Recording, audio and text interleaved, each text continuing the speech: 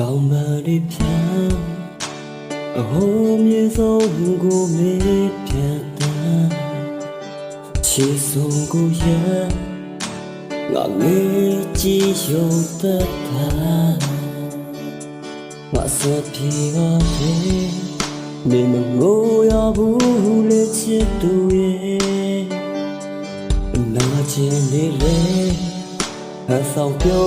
ပြငါနှုတ်ဆက်တရားတွေနဲ့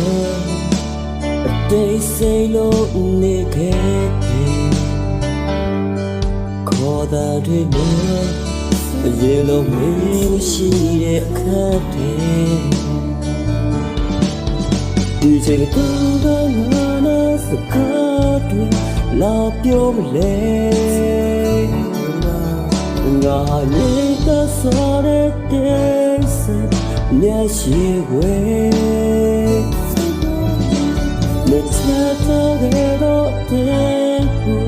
ရေလေးပဲ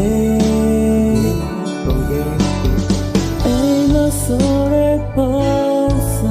ချစ်တွေပဲမရှိတဲ့အိုးမပဲ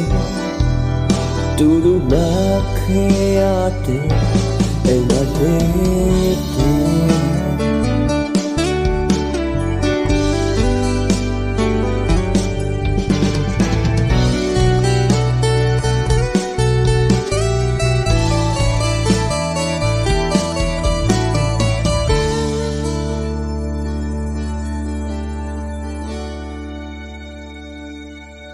မောင်ရကပါရဲငါငေးမောကြည့်နေခဲ့ကြဲကြွေရမယ်ငါမေးတော့ဆူရတောင်းတယ်ဘေးပြန်လာလေငါရဲ့အိမ်မထဲငါပြောနေပါတယ်ငါမနာဖန်တိုင်းပဲဒီချိန်တူကငါတော့ကားသူလာပြောလေငါဟာရဲ့